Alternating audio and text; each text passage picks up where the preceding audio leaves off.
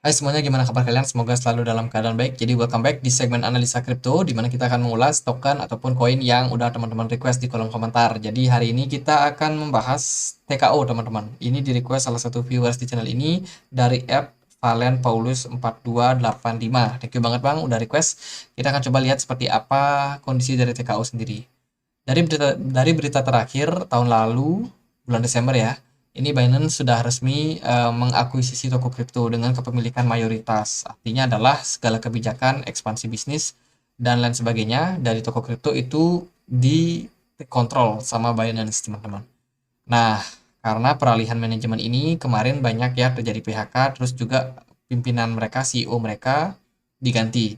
Teman-teman, sekarang toko kripto akan coba dirombak nih seperti apa. Semoga sih kedepannya bisa lebih baik lagi. Dan selain itu, nggak ada berita lagi yang cukup berpengaruh lah, cukup berdampak sama pergerakan dari eh, harga dari TKO sendiri. Kalau dari berita yang lain, ini sih lebih banyak ke apa namanya regulasi ya. Jadi toko kripto sambut rencana Bapepti bangun bursa kripto tahun ini. Kalau kita lihat dari beritanya, bursa kripto ini adalah wacana tahun lalu.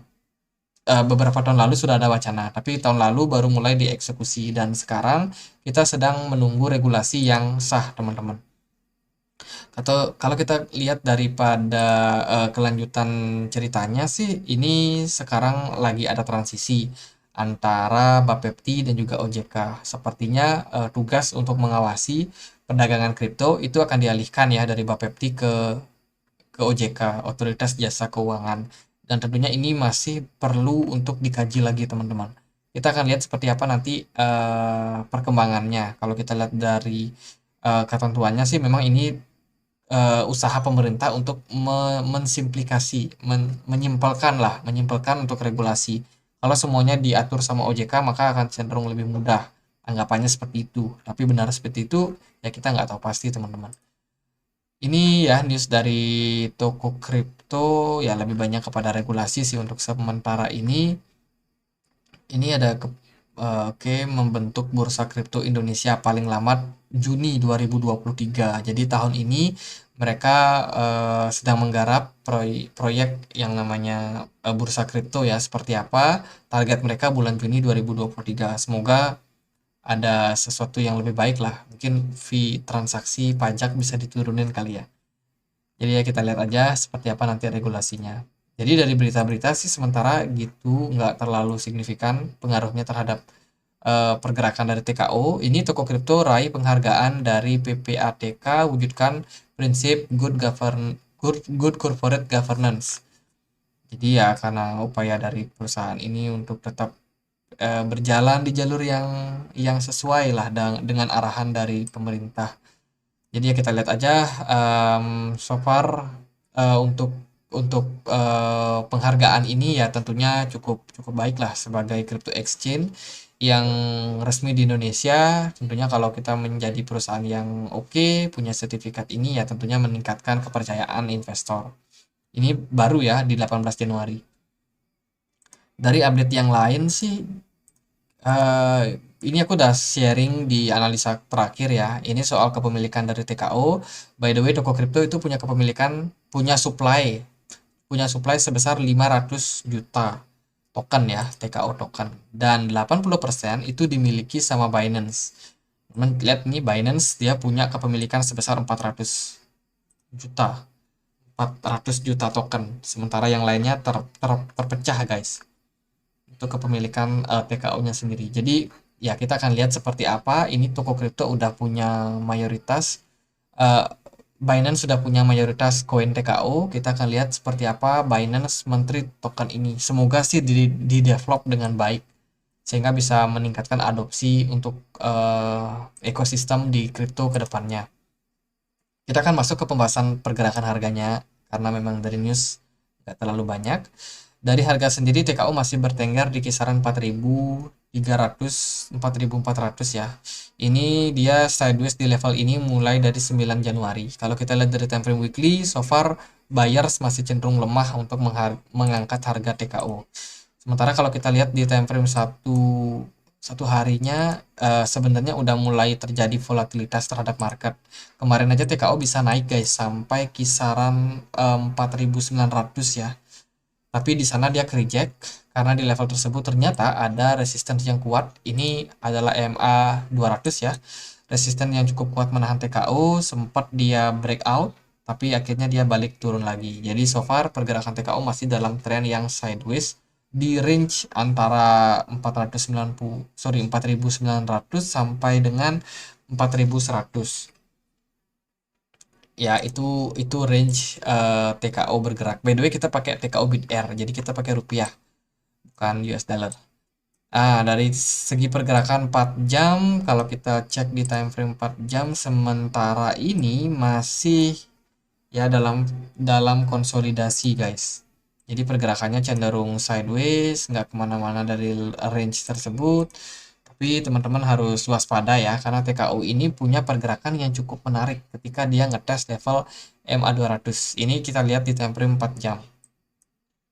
Teman-teman perhatikan apa yang terjadi di sini ketika TKO bertahan ya dari MA200, dia udah sempat naik, terus dia drop, turun, mantul dari level tersebut, kemudian harganya kembali lanjut naik. Nah, pertanyaannya adalah kita udah deket sama yang namanya MA200 di sini, guys. Let's say TKO bakalan turun sampai ngetes level MA200 itu di kisaran 4.200. Pertanyaannya apakah level tersebut bisa menjadi level support buat TKO yang cukup kuat sehingga kita expect harganya bisa melonjak kembali menguat. Target paling dekat sih bisa sampai ke 4.600. Tapi nggak terlalu bisa patok tinggi karena kita akan menyesuaikan sama pergerakan dari Bitcoin juga. By the way, Bitcoin di perdagangan hari ini ya mengalami fase fluktuatif yang cukup tinggi ya. Ini kita lihat sekilas saja Bitcoin. Tadi pagi Bitcoin ngepump cukup signifikan ke 23.700. Sekarang koreksi ke 22.900. Sementara kalau dari pergerakan TKO sendiri itu dia juga mengalami koreksi ya tadi pagi. Jadi sempat naik sampai 4.600, terus dia turun lagi ke 4.400 saat ini. Jadi so far pergerakan masih cenderung sideways, jadi mungkin nggak akan terlalu gimana-gimana. Kalau dari indikator lain, ini kita pakai indikator Loken, ini yang di bagian bawah. Kita bisa melihat posisi dari smart money saat ini. Kalau kita lihat dari pergerakannya, volume perdagangan sebenarnya sudah meningkat, which is bagus. Dari smart money juga masih cukup banyak memperdagangkan TKO. Cuman dalam 2 hari terakhir ini mengalami penurunan, guys. Untuk pergerakan dari smart money-nya. Kita nggak tahu ini smart money mungkin pada wait and see ya. Pada wait and see melihat kondisi sekarang ini sepertinya harus melihat kemana Bitcoin ke depannya. Jadi kalau dari pergerakan sendiri, smart money-nya lebih kepada wait and see, jadi retail pun juga nggak bisa berbuat banyak. Nah, karena kondisinya masih sideways, jadi semua kita harus melihat sama yang namanya support resisten aja untuk saat ini. Jadi level support yang bisa teman-teman perhatikan yang paling dekat adalah di 4.200 dan juga level resistance itu ada di 4.650 ya kira-kira. Itu level yang bisa teman-teman perhatikan sebagai tektokannya Bitcoin, sorry, TKO ke depannya. Kalau dia tektokan di sini sideways, tektokan. Nah, kita expect akan seperti itu. Semoga sih nggak bakalan turun sampai level ini di 4.150. Ini adalah level support yang cukup kuat buat TKO. Let's say TKO nggak sampai jebol level tersebut, maka arahnya masih akan cenderung mengalami tren penguatan untuk kedepannya. Jadi nggak terlalu gimana-gimana buat TKO, so far masih terlihat baik. Cuma kita harus waspadai level-level tersebut ya, 4.150. Semoga nggak di breakdown. Kalau di breakdown ya target berikutnya bisa turun sampai 3.900 atau kalau di bawahnya lagi ya bisa turun lebih parah lagi ke 3.400. Tapi selama bisa bertahan di atas 4.150 ya so far so good lah. Jadi gitu aja, kita nantikan news terbaru untuk bursa kripto ini, semoga bisa berdampak sama market ya. Terutama bagi teman-teman yang udah lama sangkut di koin TKO, moga-moga bisa balik lagi lah ke harga yang lebih lebih tinggi teman-teman. Jadi gitu aja pembahasan untuk TKO, semoga bisa bermanfaat dan kalau ada token lain, ada koin lain untuk dibahas, boleh langsung tulis di kolom komentar. Akhir kata saya Andre, terima kasih.